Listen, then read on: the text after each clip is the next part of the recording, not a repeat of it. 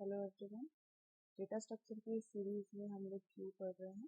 इसमें हमने circular queue with the help of array implement कर लिया था। अब हम सर्कुलर क्यू करेंगे with the help of link list. Link list की हेल्प से जब हम सर्कुलर क्यू को इम्प्लीमेंट करते हैं तो सेम प्रोसेस होता है जब हम सर्कुलर लिंक लिस्ट का यूज करते हैं, क्योंकि मेरे पास सेम चीज वही कॉन्सेप्ट फॉलो होता है। तो होता क्या है सर्कुलर लिंक लिस्ट में? सर्कुलर क्यू में क्या होता था कि जो भी मेरा लास्ट एलिमेंट होता था वो घूम के फर्स्ट एलिमेंट के पास आता था। Like we have 4 elements, 3, 5, 7।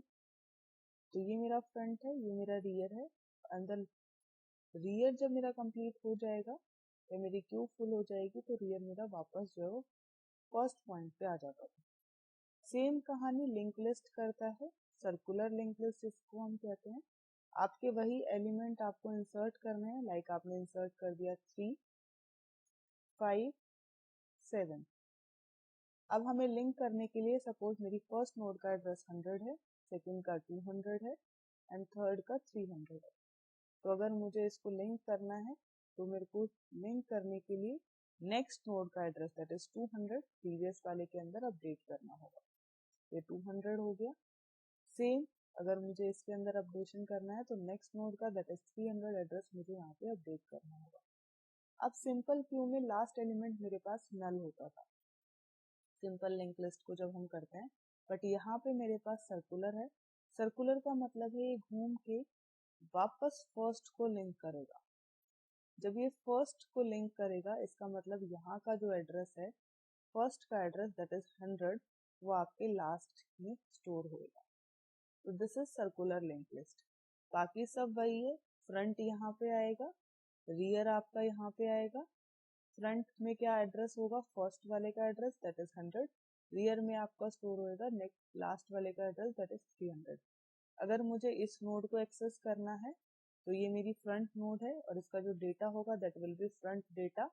और अगर मुझे रियर को अपडेट करना है या उसको एक्सेस करना है तो रियर का डेटा इज 7 एंड रियर का नेक्स्ट इज 100। अब मुझे वही ऑपरेशंस परफॉर्म करने हैं। सबसे पहले मुझे इनक्यू करना है, मतलब मुझे इंसर्शन करना है। तो जब मैं इनक्यू करती हूँ, इंसर्शन मेरा हमेशा रियर एंड पे होता है। तो जब मेरे पास क्यू इस फॉर्म में बनी हुई है ऑलरेडी 3, 5, 7 और मैं यहाँ पे एक और नोड इंसर्ट करना चाहती हूँ suppose, and that will be 9 और उसका एड्रेस 400 है। इनिशियली ये वैल्यू आपकी 0 होती है। आपको पहले नोड क्रिएट करनी होगी, वही सेम जो मैंने मेथड बताया था। मेमोरी एलोकेट कराना है स्ट्रक्ट नोड में आपको इंट डेटा, जो आपका फर्स्ट पार्ट होगा वो डेटा को एक्सेस करने के लिए, एंड जो आपका नेक्स्ट पार्ट होगा that is struct node next, इसको इंसर्ट करने के लिए हम लोग इसका यूज करते हैं। क्योंकि ये एड्रेस है इसलिए हम इसको पॉइंटर की तरह लेते हैं। तो ये मेरे पास था। अगर मेरे को इसको मेमोरी एलोकेट करानी है तो दिस इज द कोड। जो भी स्ट्रक्ट नोड का साइज होगा उसकी आप मेमोरी एलोकेट करा दोगे और उसको टाइप कास्ट करके जो उसका एड्रेस होगा वो न्यू नोड को दे दोगे। तो जो मैंने न्यू नोड अभी क्रिएट करी है इसका जो एड्रेस है 400, वो आपका न्यू नोड के पास चला जाएगा। तो न्यू नोड मेरी वैल्यू स्टोर करेगा 400। बाकी मेरे पास वही है, न्यू नोड का डेटा आप जो भी इंसर्ट करना चाहते हो, लाइक मुझे 9 इंसर्ट करना है या x इंसर्ट करना है और न्यू नोड का नेक्स्ट में जो है वो इनिशियली 0 सेट कर दूंगी। अब मेरे को क्या करना है, अब मुझे इसको इसके साथ लिंक करना है क्योंकि मुझे इंसर्शन करना है। तो जब मैं इसको इसके साथ लिंक करूंगी तो ये वाला लिंक जो ऑलरेडी बना हुआ है ये टूट जाएगा और ये वाली नोड इसके साथ लिंक होगी। तो जब ये वाली नोड आप इसके साथ लिंक करोगे इसका मतलब जो ये 100 एड्रेस है ये अपडेट होके हो जाएगा 400, क्योंकि न्यू नोड का एड्रेस मेरे पास 400 है। तभी तो ये इससे लिंक हो पाएगा जब इसका एड्रेस इसके पास स्टोर होगा। अब क्योंकि ये सर्कुलर क्यू है तो सर्कुलर क्यू है, अब लास्ट नोड मेरे पास ये हो गई है तो लास्ट नोड में को आपको फर्स्ट के साथ लिंक करना है। तो जब आप लास्ट नोड को फर्स्ट के साथ लिंक करोगे इसका मतलब फर्स्ट का जो भी एड्रेस होगा दैट इज 100 वो आपके यहाँ पे अपडेट हो जाएगा। तो यही आपको काम करना है। बट उससे पहले आपको एक चीज और ध्यान रखनी है कि अगर आपकी लिंक लिस्ट में कोई भी नोड नहीं है और आप फर्स्ट नोड ही क्रिएट कर रहे हो तो उस टाइम पे आपका फ्रंट और रियर जो है वो सेम पोजीशन पे रहेगा। जैसे फॉर एग्जांपल कि अभी मेरे पास कोई नोड नहीं है, this is my first node जो मैं लिंक लिस्ट में क्रिएट कर रही हूँ। तो पहली चीज, अगर मेरे पास कोई भी नोड नहीं होती तो मेरे पास फ्रंट और रियर 0 होते हैं इन लिंक लिस्ट एंड -1 होते हैं इन एरे। तो अगर मेरे पास फ्रंट भी 0 है एंड मेरे पास रियर भी 0 है, दोनों 0 है, इट मीन्स मेरे पास क्यू एम्प्टी है। उस टाइम पे मुझे क्या करना है, जो भी मेरा फ्रंट होगा, ये मेरी फर्स्ट नोड है, मैंने इस नोड को x नाम से क्रिएट कर दिया इसके डेटा को, और इनिशियली इसकी वैल्यू 0 होती है। तो अब आपका फ्रंट, ये नोड क्रिएट हो गई है और इस नोड का एड्रेस सपोज 100 है, तो मेरा फ्रंट भी यहीं आएगा, मेरा रियर भी यहीं आएगा। बट क्योंकि ये सर्कुलर क्यू है तो ये वैल्यू वापस घूम के इधर ही आएगी। एक नोड है तो भी आपको सर्कुलर बनाना पड़ेगा। तो जब आप इसको सर्कुलर बनाओगे तो इसका मतलब ये 0 अपडेट होके आपका 100 हो जाएगा, क्योंकि आप इसको इसके साथ ही लिंक कर रहे हो। तो आपको क्या करना है, आपका पहले तो आपको फ्रंट और रियर को यहाँ पे लेके आना है। तो जब मेरे फ्रंट और रियर 100 होंगे मतलब जो मेरी न्यू नोड के अंदर वैल्यू है वो उसके अंदर आएगी। उसके बाद जो रियर का नेक्स्ट पार्ट है, दिस इज द रियर का नेक्स्ट पार्ट, जो भी रियर का नेक्स्ट पार्ट है उसके अंदर आप फ्रंट वैल्यू को स्टोर करा दोगे, क्योंकि मुझे वापस वहीं पे आके लिंक करना है। ये तब होगा जब आप एक ही एलिमेंट है, एक ही नोड है और उसी को आप इंसर्ट कर रहे हो। एल्स आपको क्या काम करना है, अगर मेरे पास ये वाला सिनेरियो है कि ऑलरेडी मेरे पास 3 नोड है और मुझे 4th नोड को उसके अंदर इंसर्ट करना है, तो जो मेरी वैल्यूज अपडेट होंगी, मैं ऑलरेडी बता चुकी हूँ कि रियर, अभी मेरा रियर यहाँ पे है, तो रियर का next, this will be the rear का नेक्स्ट जो अपडेट होगा 400 होगा, और 400 वैल्यू है न्यू नोड के पास। तो एक वैल्यू तो ये अपडेट होगी। उसके बाद आप रियर को अपडेट करोगे विद द नेक्स्ट, ताकि मेरा रियर यहाँ पे आ जाए, क्योंकि अब मेरी लास्ट नोड जो है वो ये पहुंच चुकी है, तो मुझे मेरा रियर यहाँ पे चाहिए। एंड जो भी रियर का नेक्स्ट होगा, अब रियर यहाँ आ चुका है तो इसका जो भी नेक्स्ट होगा दैट विल बी फ्रंट, क्योंकि 100 मेरा जो है वो फ्रंट के पास है। तो आपको यहाँ पे 3 लाइनें लिखनी है।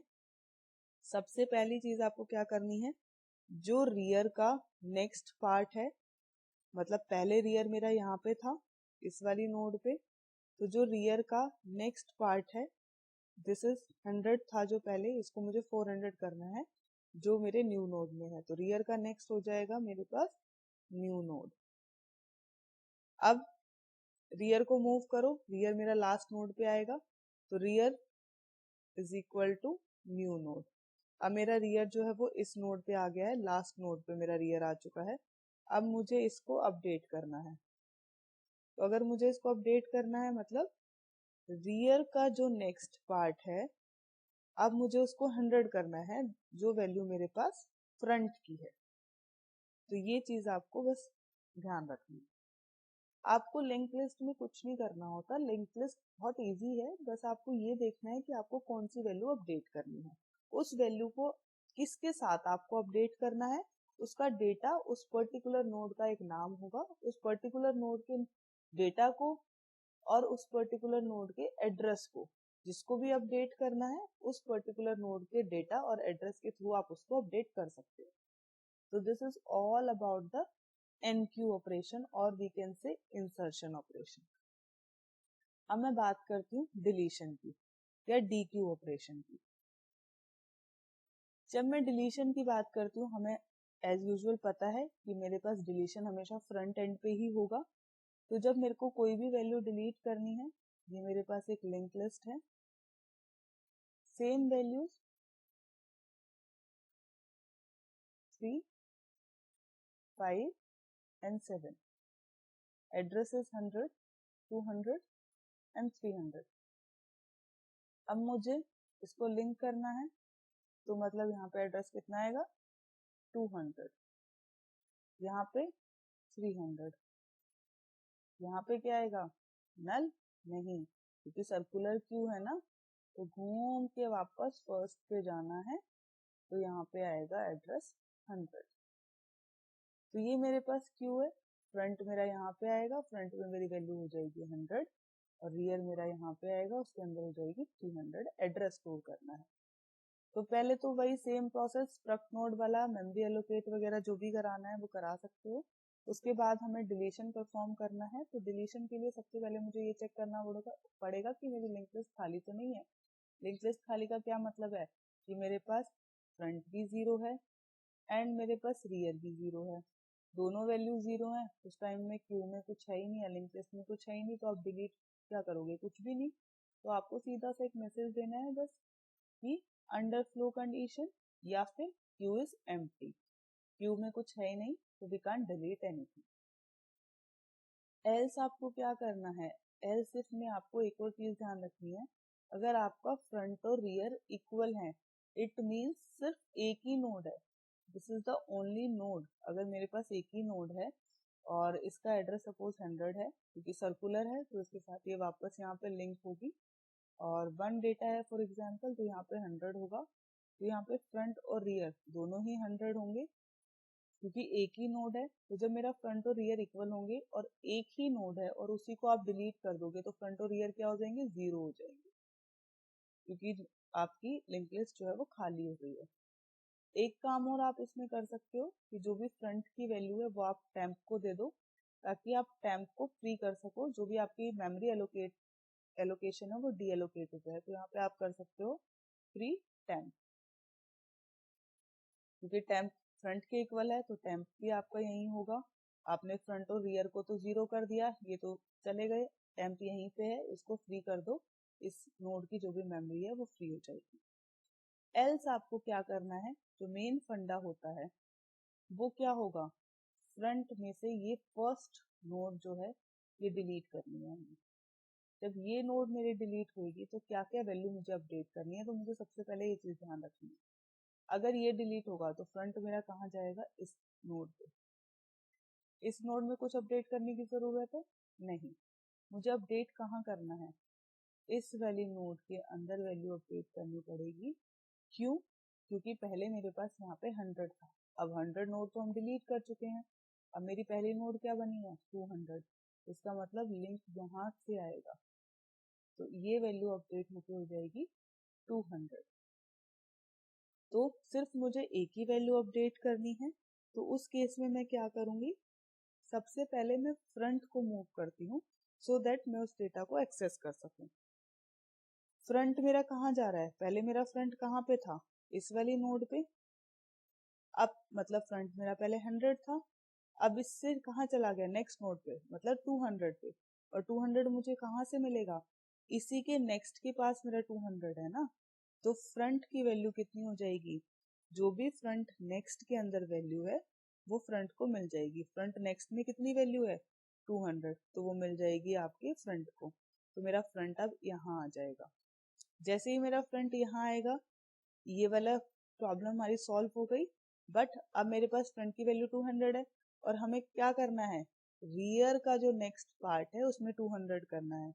तो जो रियर का नेक्स्ट है उसमें मुझे 200 करना है और 200 किसके पास है, फ्रंट के पास। तो ये इसके साथ लिंक हो जाएगा, लास्ट नोड रियर जो है वो फ्रंट के साथ लिंक हो जाएगी। अभी काम खत्म नहीं हुआ, टेम्परेरी को मेमोरी को फ्री भी करना है, तो free temp. This is for the deletion, dequeue operation. अब हम आगे बढ़ते हैं डिस्प्ले कराने के लिए। डिस्प्ले कैसे होगा, आपको सारे एलिमेंट को डिस्प्ले कराना है तो आपको क्या करना होगा, पहले तो आपको ये चेक करना है कि आपकी क्यू जो है वो एम्प्टी है कि नहीं है। उसके लिए वही, अगर आपका फ्रंट और रियर दोनों ही 0 हैं तो आपकी क्यू जो है वो एम्प्टी है। उस केस में आपको बस एक मैसेज प्रिंट करना है, printf अंडरफ्लो या फिर क्यू इज एम्प्टी। एल्स आपको क्या करना है, आपको एक लूप चलाना पड़ेगा। क्यों, क्योंकि आपको सारे एलिमेंट्स को डिस्प्ले करना है। लाइक आपका 3, 5, 7, 200 क्योंकि ये इसके साथ लिंक होएगा, 300 ये इसके साथ लिंक होगा एंड दैट विल बी 100। तो मुझे यहाँ मेरा फ्रंट है, यहाँ मेरा रियर है, मुझे टेम्प लेना है एक जिसकी वैल्यू फ्रंट के इक्वल रहेगी, क्योंकि मैं फ्रंट को मूव नहीं कर सकती, मैं टेम्प को मूव करूंगी हर बार। टेम्प के नेक्स्ट की वैल्यू देती रहूंगी, टेम्प यहाँ आ जाएगा, फिर उसके नेक्स्ट की वैल्यू टेम्प यहाँ आ जाएगा, और यहाँ पे आके टेम्प स्टॉप हो जाएगा। मतलब जब टेम्प का नेक्स्ट 100 मतलब फ्रंट के बराबर आ जाएगा, इसका मतलब मैं क्यू के लिंक लिस्ट के एंड पे पहुंच चुकी हूँ। तो जब तक टेम्प नेक्स्ट मेरे पास फ्रंट के इक्वल नहीं आता, तब तक मुझे लूप चलाना है। जैसे ही ये फ्रंट के इक्वल आ जाएगा, मतलब टेम्प नेक्स्ट यहाँ पे इक्वल आ जाएगा, उस टाइम पे आपको काम खत्म कर देना है। तो आपको एक लाइन एक्स्ट्रा लिखनी पड़ेगी इसको डिस्प्ले कराने के लिए।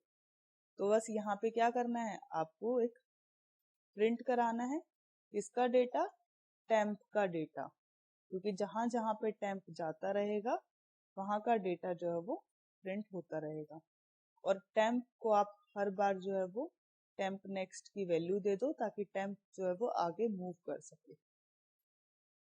और इस लूप के बाहर आपको फिर से प्रिंट करना पड़ेगा टेम्प का डेटा, क्योंकि वो लास्ट नोड पे जाके वैल्यू को अपडेट नहीं कर पाएगा या डिस्प्ले नहीं कर पाएगा। देखो अभी कैसे एग्जीक्यूट करता है। फ्रंट है मेरे पास 100, front is 100 and same temp is 100। अब टेम्प का नेक्स्ट, यहाँ भी टेम्प यहाँ पे मार्क कर रहा है, इसका नेक्स्ट कितना होगा 200, तो टेम्प का next is 200 and what is front, front is 100। जैसे क्या 200 100 के इक्वल है, नहीं, not equal, condition true, loop के अंदर आ जाएगा। लूप के अंदर आते ही क्या करेगा, टेम्प के डेटा को प्रिंट कर देगा। तो टेम्प का डेटा कितना है 3, इसको डिस्प्ले कर देगा, क्योंकि टेम्प अभी यही है। बस मैं टेम्प के नेक्स्ट की कंडीशन चेक कर रही हूँ, टेम्प मेरा अभी यही है। 3 को डिस्प्ले करने के बाद टेम्प की वैल्यू अपडेट हो जाएगी विद द टेम्प नेक्स्ट। अब टेम्प अपडेट हो जाएगा 200। तो जैसे ही टेम्प 200 अपडेट होगा, टेम्प मूव करके इस नोड पे आ जाएगा। जैसे ही टेम्प यहाँ पे आया, सेम, अब टेम्प की वैल्यू कितनी हो गई है, टेम्प नेक्स्ट की वैल्यू कंपेयर करनी है, टेम्प नेक्स्ट इज 300। तो 300 क्या 300 100 के इक्वल नहीं है, कंडीशन ट्रू, लूप के अंदर आया, टेम्प का डेटा प्रिंट कर दिया, टेम्प का डेटा इज 5, 5 को प्रिंट कर दिया। अब टेम्प की वैल्यू अपडेट हो गई है टेम्प नेक्स्ट में, मतलब टेम्प नेक्स्ट 300 था, तो 200 से वैल्यू हो गई है 300। अब टेम्प मेरा जंप करके इस नोड पे आ चुका है। अब टेम्प का नेक्स्ट, दिस इज टेम्प, इसका next is 100, 100 is not equal to 100, no it is equal. तो ये कंडीशन आपकी सेटिस्फाई नहीं होगी, इस लूप के अंदर वो एंटर नहीं होगा और इस लूप के बाहर आ जाएगा। जैसे ही वो इस लूप के बाहर आएगा, तो यहाँ पे टेम्प को डेटा को फिर से प्रिंट करने के लिए मैंने एक लाइन लिखी हुई है। तो टेम्प का डेटा, दिस इज टेम्प, इसका डेटा इज 7, तो ये मेरे पास यहाँ पे डिस्प्ले हो जाएगा, तो 357। इसलिए एक एक्स्ट्रा लाइन लिखी थी, जब तक टेम्प नेक्स्ट की वैल्यू फ्रंट के इक्वल नहीं आती है तब तक वो काम करता रहेगा, पर जैसे ही वैल्यू इक्वल हो जाएगी वो लास्ट नोड को डिस्प्ले नहीं कर पाएगा, इसलिए उसके लिए एक लाइन लूप से बाहर लिखी हुई है, दिस इज डिस्प्ले। अगर मुझे पीक पे काम करना है, पीक का क्या मतलब होता है, टॉप मोस्ट एलिमेंट को डिस्प्ले करना है। तो टॉप मोस्ट एलिमेंट में क्या है 3, 3 को अगर आप डिस्प्ले करोगे तो क्या करना है, फ्रंट का डेटा। तो पहले आपको वही कंडीशन चेक करनी है कि अगर फ्रंट और रियर दोनों 0 हैं, इसका मतलब क्यू मेरी एम्प्टी है, उस टाइम पे मैं कुछ भी डिस्प्ले नहीं कर पाऊंगी। एल्स जो भी मेरे पास फ्रंट नोड है, फ्रंट नोड पे मेरे पास 3 था, तो 3 जो भी फ्रंट का डेटा है, this is my front node and इसका जो डेटा है दैट इज 3, वो मेरा डिस्प्ले हो जाएगा। तो बस ये चीज ध्यान रखना, पहले भी बता चुकी हूँ, जो भी नोड है इस पूरी नोड का नाम मैंने फ्रंट दिया है, और अगर मुझे इसके हाफ पार्ट को एक्सेस करना है तो इसको मैं बोल सकती हूँ फ्रंट का डेटा, और अगर मुझे इसके नेक्स्ट हाफ को एक्सेस करना है तो ये मेरा होता है फ्रंट का नेक्स्ट, जिसके अंदर एड्रेस स्टोर होता है। बस ये चीज आपको ध्यान रखनी है, उसके बाद आपकी लिंक लिस्ट अपडेशन बहुत इजीली हो जाएगी। Thank you. अब नेक्स्ट में हम लोग डबल लिंक लिस्ट या डब्ल्यू क्यू जो है वो पढ़ेंगे।